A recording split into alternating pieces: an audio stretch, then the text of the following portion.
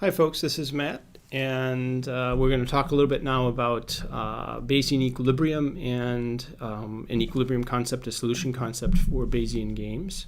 And the idea of this, it's also sometimes referred to as Bayes-Nash equilibria. The concept goes back to John Harsanyi in the late 1960s, 1967 and 1968, where he developed this concept. And the idea is that each player now, when we're talking about a Bayesian game, players have these types which determine their payoffs and relate to the uncertainty and can actually tell them something about what they expect other individuals' types to be. And an equilibrium now is going to be a plan of action for each player as a function of their types. So it's going to say, okay, if I observe a certain type, what am I going to do in the game? And it should be maximizing their expected utility. So it's going to be a best reply. And what are they expecting over? Well, now instead of just in the Nash equilibrium, you fix the strategy of the other player and then you just maximize your payoff. Here we're expecting over the actions of other players. So here we've got a situation where we have to be figuring out based on what we expect their types to be and possibly how they might be mixing, how are they playing based on those types, what does that lead to the expected action distribution you're going to face. And in terms of the types, the other player's types can actually also enter into your payoff function. So your utility can depend on information that other people hold. So it might be that somebody else knows about, say, the value of a stock, and I'm trying to invest based on what information I have, and I realize that other people are going to have other information, and that information could affect the value to me as well of a particular asset, for instance. Okay, so given a Bayesian game, we've got our set of players, actions, the type space, probability distribution over the type space, and utility functions. And for the definitions we're going to provide here, we're going to take these to be finite sets of players, finite sets of actions, finite sets of types, and finite sets of strategies. Okay, and when you start going to infinite sets and continua, you have to be a little more careful about some of the details of defining these things, and in particular, measurability kinds of considerations of and integration of things. So we're going to stick with a finite set where the basic principles and ideas will be fairly easy to understand, and extensions to these are fairly straightforward, although there's some technical details you have to worry about. Okay, pure strategy. What's a strategy for a given player? A player's strategy now is a mapping. So S sub I, which says as a function of your type, what's the action you're going to take. That would be a pure strategy in the sense that you're just picking an action for each type. A mixed strategy is then the obvious extension here, where instead of picking a pure action, you're picking a probability distribution over actions as a function of your type. And one thing that's going to be useful then is that if we have a particular type, we can then talk about what the distribution over actions is. So under a mixed strategy S sub I, that person I plays, what's the probability that action AI is going to be chosen by them if they happen to be of type theta I. So we use that notation in some of the calculations.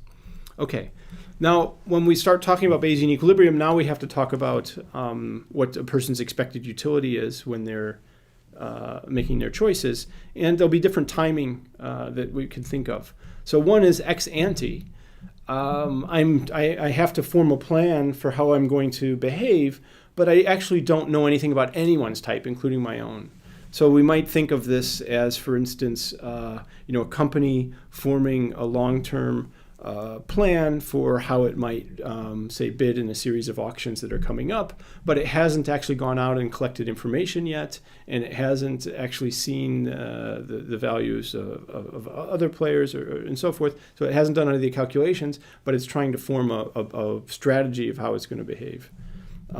Second possibility, interim stage. So a person knows something about his or her own type, but not the types of other agents yet, or the other players. So this is a setting where you have seen some parts. I've done my homework. I know what I've seen. and I have to form a strategy to bid in an auction, but I don't know what the other players have seen. And that information could be valuable not only in determining what their action is, but also in determining whether or not I want to go ahead and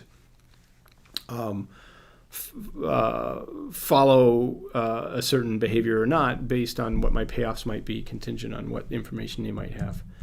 And the third one is ex post. So everybody knows everything about everybody's types. Now, ex post is the relatively least interesting in the basic sense of the kinds of calculations we're going to be doing, because in that situation, if the peoples are making their choices ex post, then the game is going to boil down to just the complete information games we had before. Now, if people have to make their choices ex ante and they still want them to work ex post, then that's a different story that we'll talk about a little later.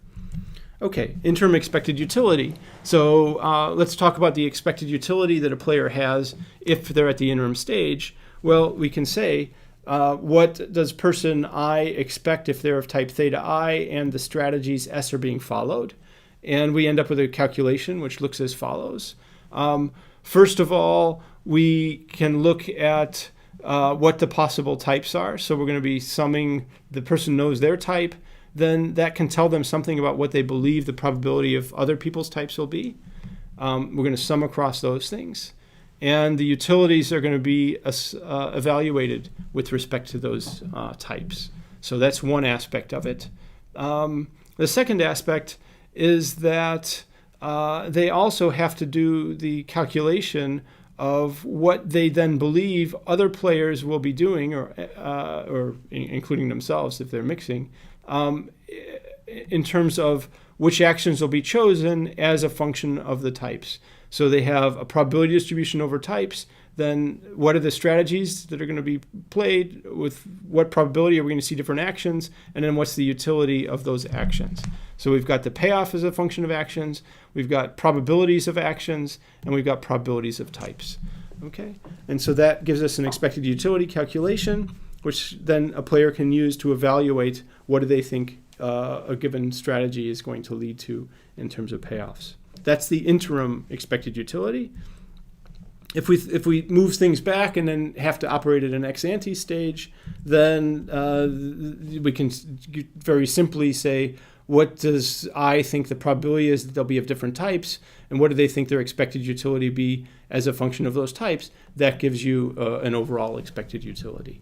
Okay, so we've got an ex-ante expected utility, which isn't going to condition on types, and then an interim one, which conditions on types. Okay, in the ex-post one, they know exactly what the types are, so they can just evaluate things directly as we did before. Okay, so the idea behind Bayes-Nash equilibrium, or Bayesian equilibrium, the concept from John Harsanyi's work, is that we're looking for a mixed strategy profile. You can also, define pure strategy equilibria just by restricting this to be pure strategies as opposed to mixed. But what has to be true is that each individual should be choosing a best response. So their strategy S sub I, which is now a mapping from types into actions, should be maximizing their expected utility, here taken at the interim stage, so conditional on a theta I that they might see, and it should be true for every I and every possible type.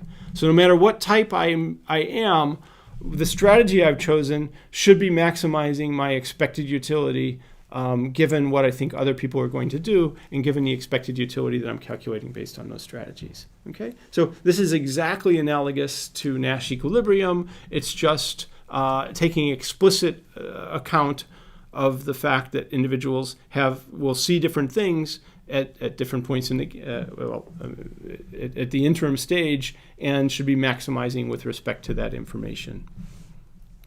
Okay. The above definition, this definition we just went through, is based on an interim approach. So it's asking that every individual maximize with respect to the information that they have at the interim stage, and no matter what that information turns out to be. And if it happens to be true that every type occurs with positive probability, then this is also equivalent to just looking at the ex-ante stage and saying, look, my strategy should maximize my overall ex-ante expected utility, because if it's maximizing things for every possible theta, then it's also going to maximize things when I average across those thetas. And likewise, if it didn't maximize with respect to some theta and all the thetas are receiving positive probability, then it couldn't be maximizing overall. So you can write this Bayesian equilibrium down either from an ex-ante perspective or from an interim perspective, as long as all types have positive probability. Okay, so what have we got from Bayes-Nash equilibria? We've got an extension of Nash equilibrium to a setting, to the Bayesian game setting. It explicitly models behaviors in settings where we've got this uncertainty, but the concept is simple. Players choose strategies to maximize their payoffs in response to others, accounting for these two aspects of uncertainty. One is strategic uncertainty. What do I think other players are going to be doing as a function of types and uncertainty? And secondly, payoff uncertainty. I've got to be expecting over types, which might enter my payoffs. So it's capturing both of those elements.